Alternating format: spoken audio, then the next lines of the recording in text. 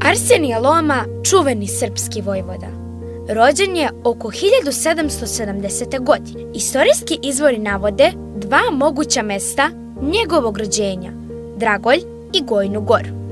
Prezime Loma nastalo je od istoimenog nadimka koji je označavao krupnog ili kršnog čoveka. Svoje junaštvo Arsenije Loma pokazao je više puta. On se još kao mladić priključio Karađorđu u pobuni protiv Turaka.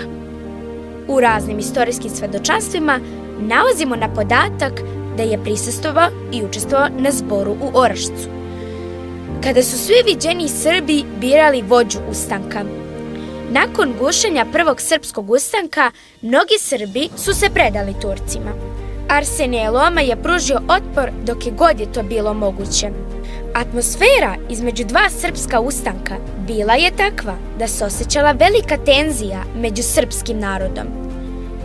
Sve više je jačala želja za pobunom i oslobođenjem od neprijatelja. Nalazimo na podatak da je upravo Arsenije Loma nagovorio Miloša Obrenovića da bude vođa drugog srpskog ustanka. Pre samog ustanka odigrao se niz okupljanja ustanika. Jedan od tajnih skupova održan je u manastiru Vraćevšnica. Na jednom okupljanju vojvode su izrazile želju da ih upravo Arsenije Loma predvodi u borbi protiv Turaka. Uprkos njihovim željama, on odbija ulogu vođe, smatrajući Miloša Obrenovića pogodnijim kandidatom za tu poziciju. Neposredan povod za početak ustanka bio je sukob s Turcima, koje je pokrenuo Arsenije Loma. Kao što je prvi pravi boj u početku prvog ustanka bio na Rudniku, tako su i u drugom ustanku prve puške pukle na tom istom mestu. Nažalost, sučeljavanje sa neprijateljem rezultiralo je smrću Arsenija Lome.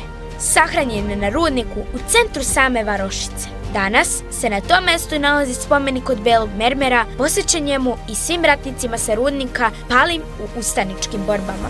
Škola na Rudniku nosi naziv Arsenija Loma. Veliki broj ulica u srpskim gradovima nazvano je po ovom junaku. Nakon smrti, Turci su zapalili Arsenijevu kuću u Drakolju. Arsenije Loma ipak nije dočekao ono za što se svim srcem borio, a to je potpuno oslobađanje Srbije. Ostaje upećen kao borac junak u pravom smislu te reči.